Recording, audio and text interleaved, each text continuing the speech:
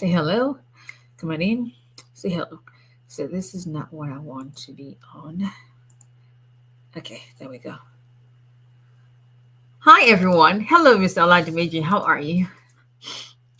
Okay, so this is going to be really quick today. Really quick.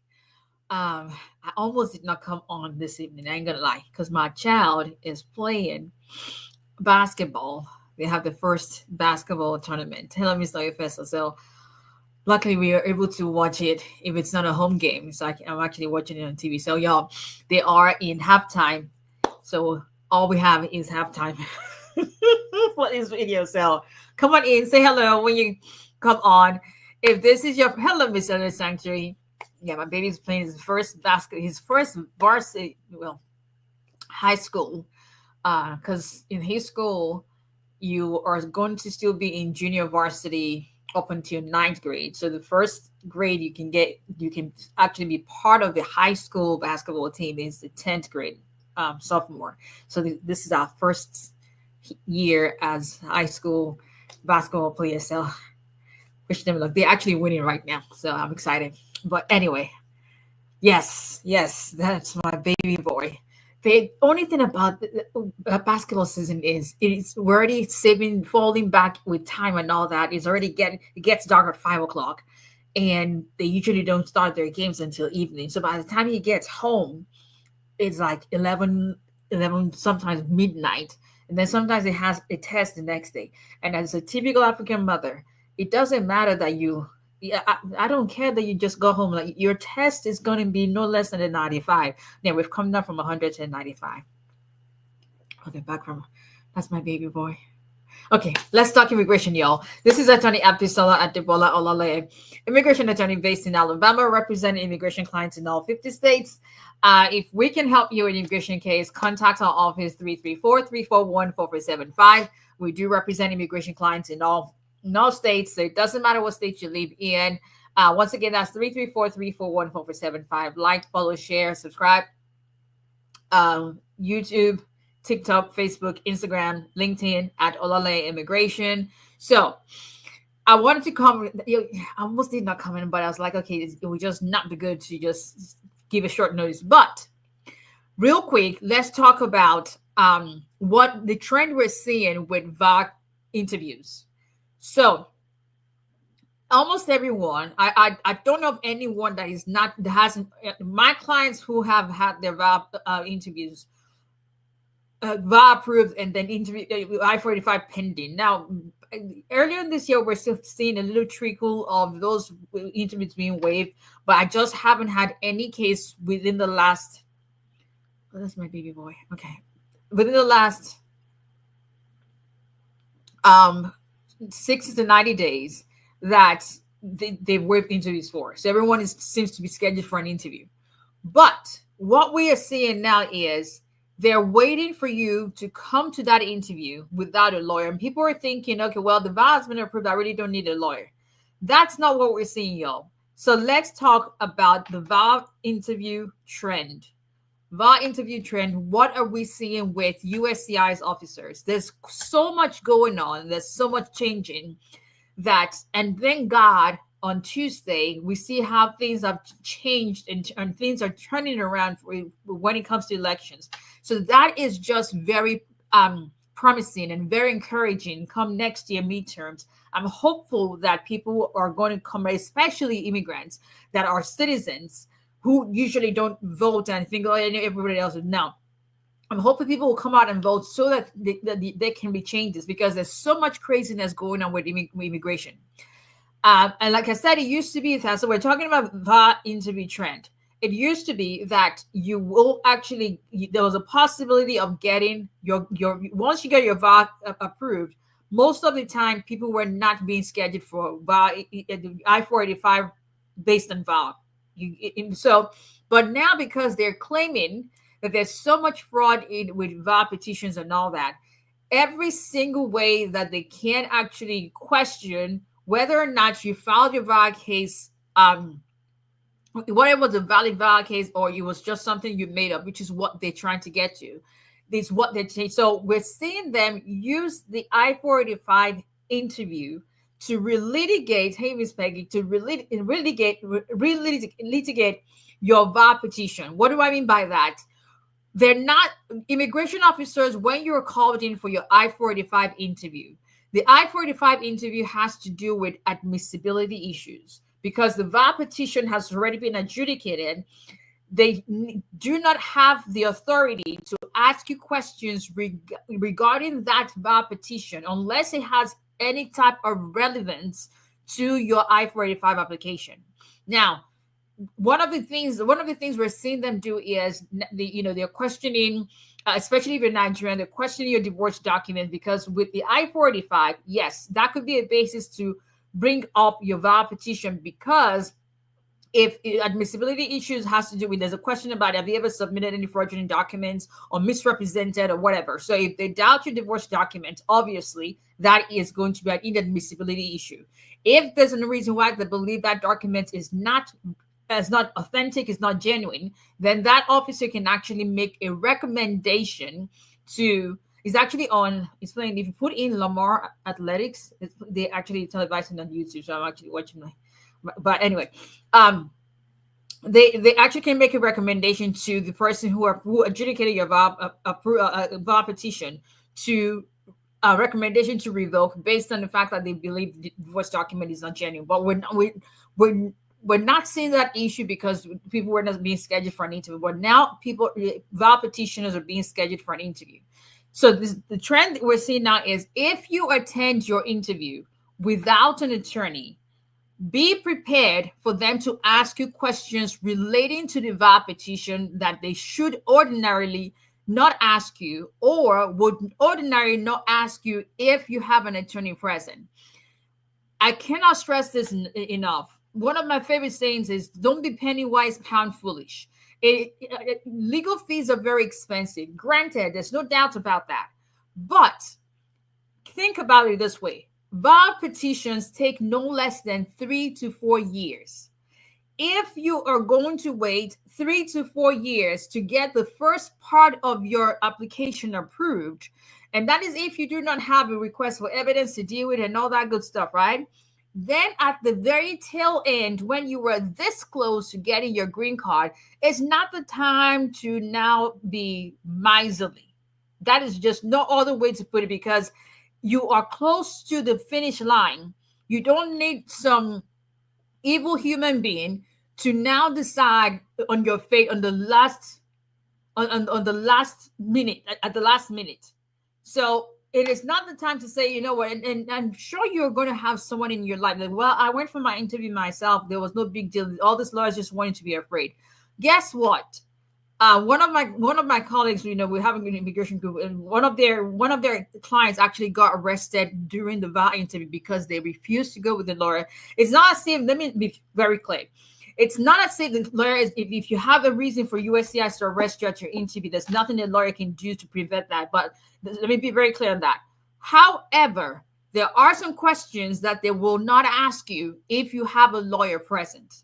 So this person was asked, and by the time they got to visit them in the detention, they were asked all kind of questions. Why did they file the VAWA to start with? Were they really abused? There were all kind of questions, to the point where they now concluded that it was a fraudulent VAWA petition, and now they were arrested at the interview.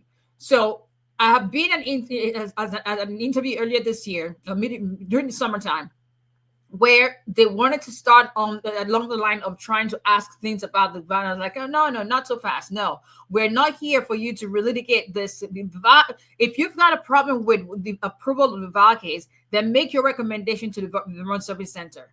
I mean, it's like, bring your supervisor. I'm not leaving. We're not moving forward, and we're not going to reschedule this interview. This interview is about green card. It took about 2 to 3 months before they approve it, but what are they going to do? But if you are going to go for your interview, please have a lawyer with you. This is not the time to test the waters or you test faith. This is not the time. I'd rather you have a lawyer with you at the VAWA interview, which is the I-485 interview, and the lawyer doesn't have any reason to say anything, because the presence of your attorney is going to limit the kind of questions they're going to ask you. And I'll give you a good example. One of my clients um she okay, so you know, and that's what we'll do a lot of times. First of all, VAR cases are those cases where if I'm not going to be available in person, I usually refer my clients to someone who can go in person.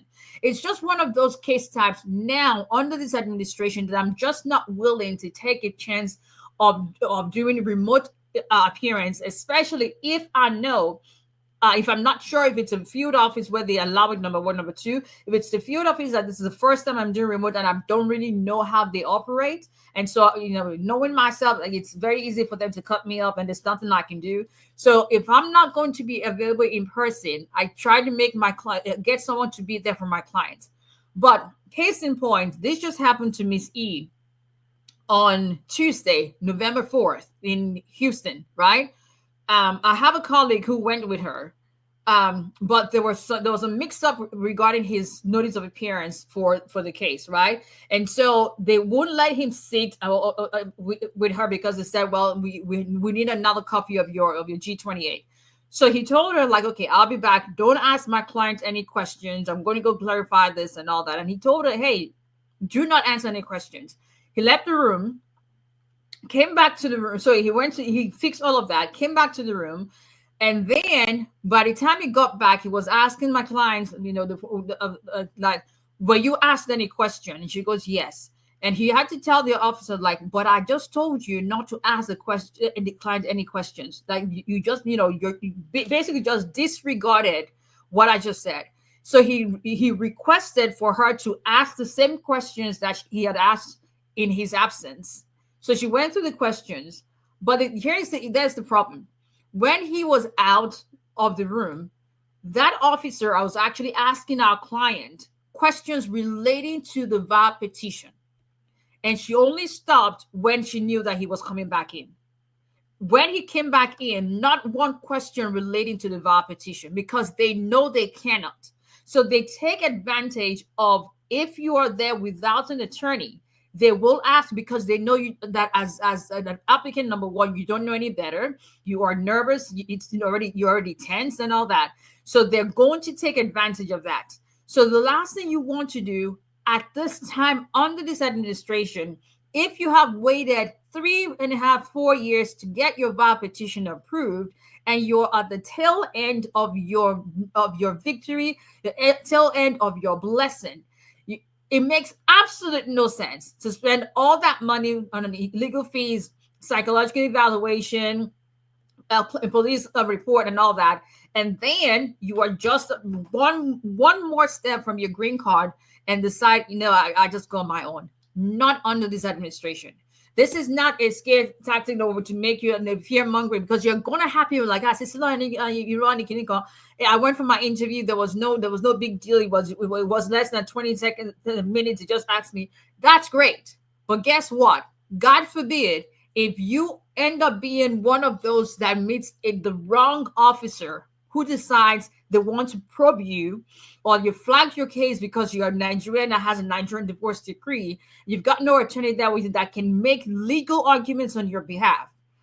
It makes absolutely no sense to take that kind of risk. So obviously, because I was heated up when this attorney had to call me, because he gave me feedback, my client gave me feedback. I was ooh. But, and then he called me when he was still there. Hey, do you want me to go ahead? You want me to go ahead and make a complaint? I'm like, let's leave it. Let's see what they want to do. So thank you. But right now, this is not the time for you to take a chance on or gamble with that. You've got an interview scheduled.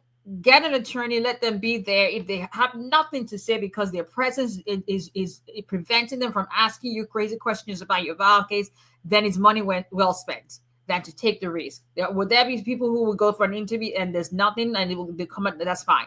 But if you happen to get in the hands of the wrong person, it's 100% loss for you if you're not going to be delayed because of something that you should have, your question you were asked that you should not have answered, or something, just don't risk it. It is just too risky. So that is the trend we're seeing with VAR interviews. Please share this video, let people know. There's so much going on in the immigration world. There's so much that, because listen, I'm subscribed to so many things. I'm part of immigration association, a lawyers association. We get tons of information. There's so much that I cannot share because I just don't want people to be afraid. But there's some things that I just have to share with you so that you are informed and know exactly what's going on, especially in cases like this that takes so much time. It takes, we're talking of nothing less than almost 4 years from start to finish. Some people, I have a guy who just retained my services because he was involved in someone who was actually arrested for fraudulently filed Vawa cases. His case was filed in 2017. 8 years. And we're trying to figure out, so we have a FOIA request pending. We're trying to figure out a whole lot of stuff. It takes too long. Thank you. It takes too long for you to risk it at the very end. So that's all. That's all she wrote. Let me see if I can take some quick questions. I emailed you twice, Miss Janadu. If you emailed me and you didn't get a response, I think I can guarantee that you didn't include the paralegal. So if you want to get a response, which you already are very aware of, then you need to include the paralegal on your case, or you can email the paralegal himself. So that's a standing order in which you, as a client, if you want a response, then you must include your paralegal in the because if you want to come on here and put it out there that you emailed, you didn't get a response, but let's talk about why you probably didn't get a response. We good? Okay. Thank you, Ms. Mazzala. Okay. Just trying to make sure that's my baby. They're waiting. So his score is 53. They have 53. The other team has 23. Go Raiders. So it's an away game. Like the man got so why didn't you go for your son's basketball? Don't be judging me as a mom. That's judge yourself. But since you may be thinking it's because it's an away game. Away games are games that are played outside of our city, outside of the state, whatever case. So it's an away game that is like 2 hours away one way. NBA gone little no. I'll sit down in my house watching. But there will be some Tuesdays on some Thursdays that, but I'll let you guys know in advance that because he's not in high school team, it's going to be about the time, because right now they're playing right now, so it's going to be about the time where we usually do this live shows. So I'll either make it earlier or I'll just have to cancel. Y'all are just going to have to bear with me because that comes first. There's just no argument about that. No, it's not calling you out. It's just that don't come here and put something when you know what exactly you're supposed to do. So that's okay. We're good. I have a Vawa case going, but I'm engaged. Should I transfer from Vawa to marriage? Green card, is it easier? Will they use all of my information like biometric? I can talk to what they will use or not use, and I cannot advise you whether you should transfer or not. If you have an attorney, talk to your lawyer. If not, sit down with one to figure out whether it's in your best interest to convert to a Vawa case or to convert to a regular marriage, because once you get married, that terminates your Vawa petition altogether. There's no going back from there. So sit down with the lawyer. This is not a yes or no question, okay? All right, let's see.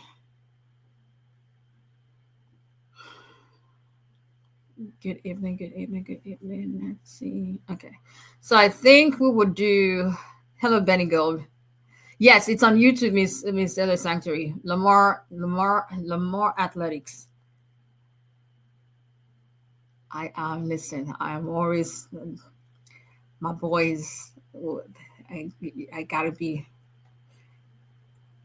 I encourage them with everything else as anything outside of academics, but that academics, because I use things like this too. Like if you don't get the 95 or above, we're missing the practice. That's it. You want to play basketball? You got to maintain a certain grade. That's all. It is what it is. Can take the girl out of Nigeria. Can't take the Nigeria out of the girl.